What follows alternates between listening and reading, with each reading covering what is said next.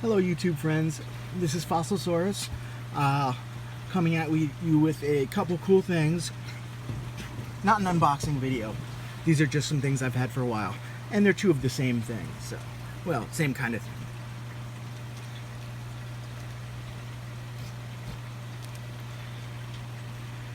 Can you tell what they are? Some of you might be able to. How about now? If you can't, these are the nose bones. Boop, boop, boop. The tip of the snouts of a mosasaur. Probably the same species. This is called the premaxillary bone. It is the very tip of the nose, which then includes on the top basically a strip going all the way back. This is not the best example because it's not as beautifully broken off as this one is. You can see the shape there. It's not coincidentally beautifully symmetrical like that. That is how the bone is. This is the premaxillary, and there was a part that just extends way back, like a thin part there. Now, the maxillary was a bone that came like and then finished the top part of the jaw. Same thing on both sides. Now these are very delicate. As I've been holding it, you can see little pieces of matrix and stuff have come off while I took it out to show you, and then this just broke also. This was just one piece. I don't even know how it fits on, I think like that. And that broke off from this. Now this was hanging precariously off of that. But I just want to show you the delicateness of these. I'm going to put these here, and I'm going to try and glue them immediately after this. Now these are from the Caribga mine, which has 12 known different species of mosasaur. There is one, however, hailosaurus, that is by far more common than the others. It's worldwide, it's found worldwide, and it is considered by many to be the most successful mosasaur of all time because of how widespread and how common it was. So if any mosasaur fossils from the Caribga mine match details of the Halisaurus, then I would say it's a good bet, if not almost definite, that it is a Halisaurus. I don't know how similar some of the ones there are, but just the pure commonality of how common these guys are kind of lends it to a good chance being it. Now these were not a massive sized mosasaur. These were a mid-size, from what we found, they're about 3 to 4 meters. Now, that is what we know of them.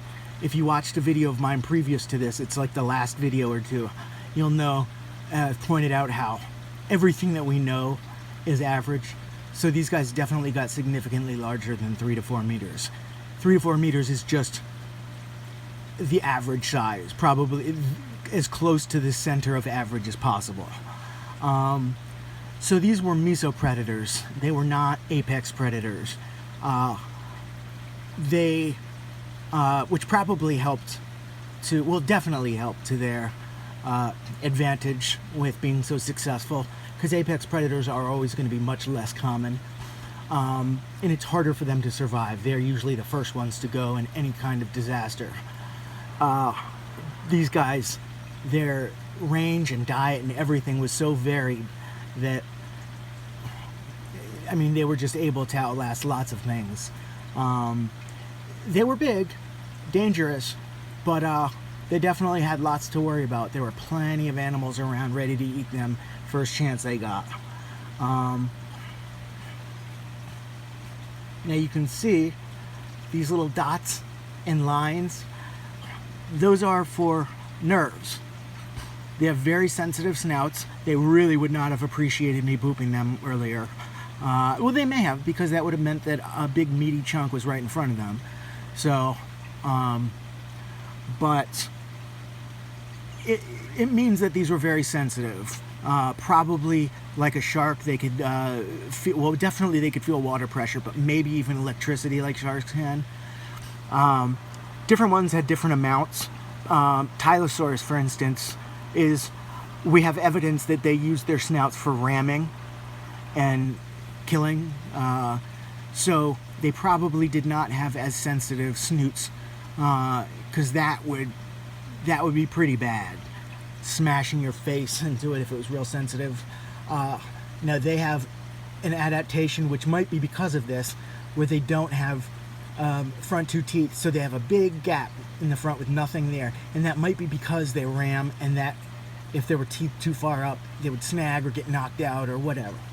But since there's evidence that they rammed and they have a big gap there, it's thought that's what the deal is. Now these guys have teeth right up front, and quite a few nerve endings, so it's pretty fair assumption that these guys didn't ram. They probably ate just like lots of other things did, snatched them, grabbed them, whatever. Probably snatching from hiding, and they were probably decent pursuit predators. Probably not for long distances, but probably like big cats today, they could really shoot out in the very beginning, but they might have tired out. If they missed right away, they might have just given up quickly. You don't know. We don't know. It's hard to tell things like that. Something very odd about these guys is the naming, the etymology. The person who found them and named them, I'm gonna just put him down there. I'm worried about breaking other pieces off. Wanted to name these hailosaurus, what they are named, but there is a fish called hailosaurus, H-A-L-O, instead of these, which are H-A-I-L-O. At first, we thought that meant that they couldn't be named that. These couldn't be named that. So he named them Baptosaurus. But then there was discussion, I guess, and an agreement that H-A-I-L-O is different enough from H-A-L-O. So these were named hailosaurs. Now, this has come up with at least one thing before, and I don't understand it at all. The rules of etymology of naming animals is whatever the first name is sticks. Period. No question. That's why, perfect example, Basilosaurus, the giant whale. Basilosaurus means king lizard. Very inaccurate name, but that was the first name. Then they tried to change it to Zeuglodon, which means yoke tooth, which is very accurate, but it doesn't matter because the first name has to stick. So it now just has a very inaccurate name. So I don't understand how this got to switch names, because like I said, there's one other case that I'm aware of, which I can't remember what it is, had the same situation happen, and it's just very confusing to me. I just don't get it.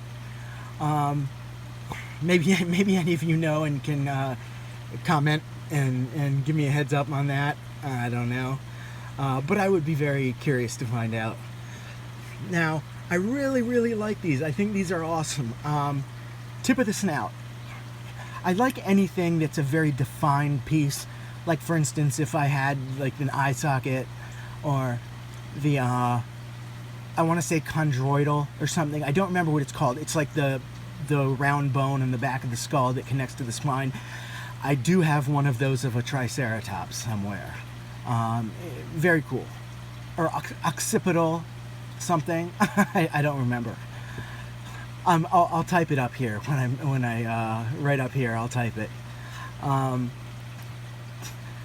There's quite a few very defined bones that are very cool, but something about snoots I really like. Just I can't put my finger on it why. It's just very cool that it's the very tip of the animal, very front of it. It's strange because I'm not as amazed or loving of, like, let's say the bottom jaw, the tip. I don't know what it is about these, but I love nose tips. And it's not some silly thing like, oh, I like to boop them. No, it's nothing like that. I just think these are very cool. I don't know why I think they're so cool, but I do. hopefully some of you guys do too, and you can appreciate just how awesome these things are. I don't see them for sale very often, but I do, and I think that would be awesome to get a collection of them, like maybe 8 of them lined up or something. Maybe by size also, if I could get different sizes. They're not super expensive, but when I find them, they're usually above what I can currently afford. So I don't have too much hope for that lineup. But yeah, these guys, very, very cool animal. And very cool part of the animal, I think. I hope you guys appreciate him too. By the way, I really try and get everything on the videos centered, and I know I rarely do. Sometimes I'll usually have them here or something, or down here. It's just the holder I have for my phone blocks the whole center of the screen, so I can't really see very well where it is. So, and a lot of times I try and line these up with the screen, which of course is wrong. I gotta line it up with the camera thing. So I apologize, because that happens a lot, I know. So please forgive me. But anyway, I hope you liked the video, found it informative, think the little noses are cool, and I hope to see you next video. Just gonna be extra careful putting these guys down for a minute. Thanks a lot.